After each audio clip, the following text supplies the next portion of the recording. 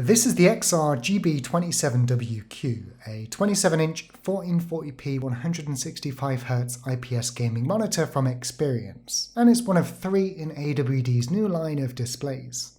Now, when it comes to a gaming monitor, I'm usually interested in reviewing different levels of technology and how they might otherwise interact with competitive play. So for example, different panel types, resolutions, and of course refresh rates. So having reviewed a near identical display a while back, you might ask yourself why bother with this, and the simple answer is that it retails at just 300 Great British pounds, and I'm curious as to whether it delivers at literally half the price. In its box, you'll find the monitor itself, stand and base, in addition to your power adapter and DisplayPort cable. The included stand is pretty bare bones, weighing in at just 188 grams or 465 together, and it offers very little in the way of adjustment, only tilt, being a touch low for me without height adjustment. Thankfully, however, the monitor is incredibly thin and features a 100 by 100 base amount on the back, i.e. it's perfect for a riser or arm.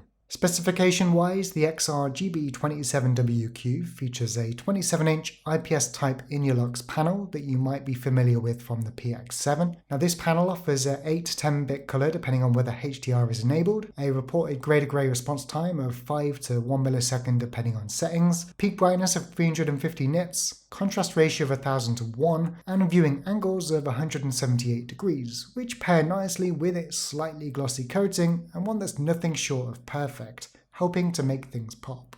If you combine those specs with the display sporting a variable refresh rate and overdrive on compatible graphics cards, and that's both AMD FreeSync and NVIDIA G-Sync, with a few more features such as motion blur reduction crammed in, then you've potentially got the full package. I'm a big fan of the display's narrow bezels as well, though this does mean that, depending on your webcam, you might end up with a notch on your display. That and its RGB lighting is tasteful with a dedicated button on back to toggle through settings. It would have been cool if I could replace the Experience logo with my own, or disable the projector but not the strip, plus there does appear to be some shift in the logo position based on colour, so there's definitely room for improvement on a version 2, though ultimately it's just RGB lighting and I'm happy enough to disable it anyway. Underneath you'll find one HDMI 2.0 port, 2 display ports, one USB, an audio out auxiliary jack, and your AC power input. Most impressive to me here is how thin the display is, coupled with the fact it does not need an external power brick. Now I'm not going to focus too much on image and colour accuracy in this video, but I will say that, according to my eyes at least, it does go toe to toe with my XG2703 next to it. Now I have been assured that several outlets will be getting a sample to review, so definitely check out theirs, but instead I want to focus purely on performance in competitive games, with a look through the on-screen display as well. That OSD is navigated using a joystick on the back, and it will allow you to do everything you expect. Input source will allow you to swap between HDMI and the 2 display ports. Brightness and contrast allows you to adjust both settings from 0 to 100. Color setting gives you control over the gamma and full RGB adjustment from 0 to 100, and here you can also tweak the hue, saturation, and low blue light with 4 steps.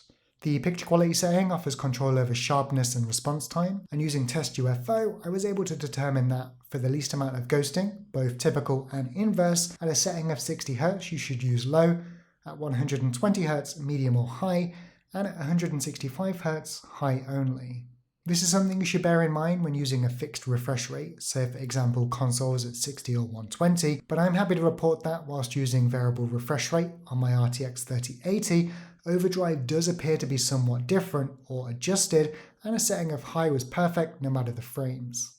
The display tab will allow you to adjust the aspect ratio at non-native resolutions, which is nice, and whilst there are no inbuilt speakers, you can output audio from Windows to the auxiliary jack on the bottom and control it from there. Finally, the other tab will enable you to toggle FreeSync, HDR, motion blur reduction, on-screen crosshairs, and apparently update the firmware, presumably through USB. I personally leave G-Sync enabled 24/7 where input lag remains outstandingly low, and even if motion blur reduction is here, which by the way does not work simultaneously with VRR, you'd always be better off buying a TN panel if you want to get the most out of such technology. That said, it is nice to have as an option, and overall I'm incredibly happy with all of the settings on offer here, with the only disappointing things being those noob level crosshairs, as I'd prefer something more simple, and the lack of physical shortcut keys on the bottom of the display to toggle things like low blue light, as traversing the OSD is a little frustrating.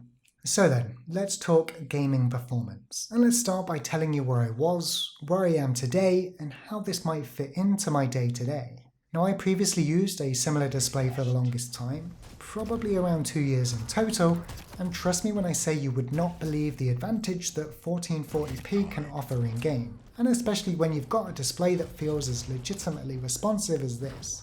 A 2K resolution will help reduce the jaggies at distance, which is such a massive improvement for Battle Royale games like Apex and Warzone, as it entirely prevents the need to use anti-aliasing, which is often done in post, and usually results in a blurry mess at lower resolutions like 1080p, which really did suck when I went back to that for 360Hz. To put it simply, everything is so much clearer at 1440p, and let's face the facts, I don't hold anywhere near 360 FPS in the majority of games, only a few, so for everything else, I wish I stuck to 1440p, and if I really had to scratch the itch to upgrade, instead jump to 240Hz at the same resolution.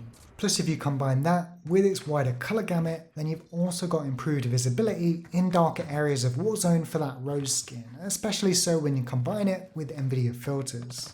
So with all that said, if you've got the power for 1440p, then the XRGB27WQ might just represent the best investment you'll make this year, and I do not say that lightly. There are also benefits outside of games, such as increased desktop productivity and the IPS panel making for a perfect second display in future, but in terms of in-game performance it was nothing short of flawless, and it didn't matter if I was tracking enemies in Quake, holding angles in CSGO and Valorant, or casually playing some Resident Evil 8, this display simply delivered at a price point I struggle to comprehend.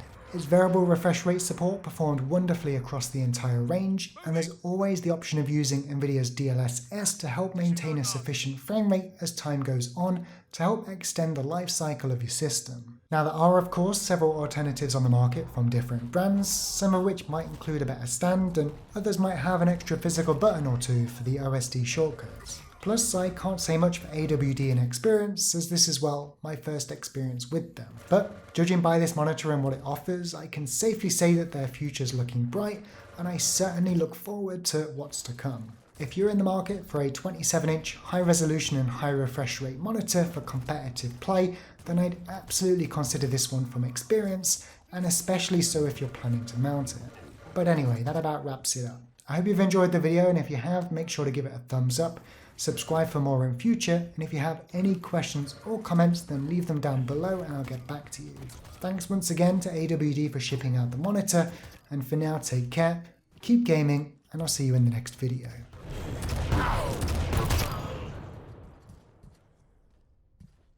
Protection spawned. Protection. Quad spawned. Enemy has the quad.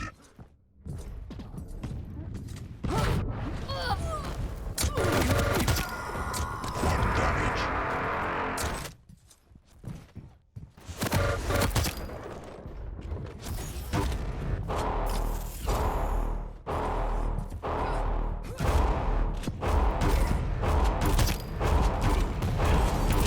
Flag left.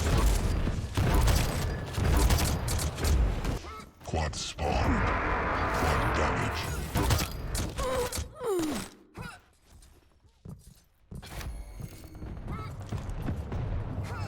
Do not die!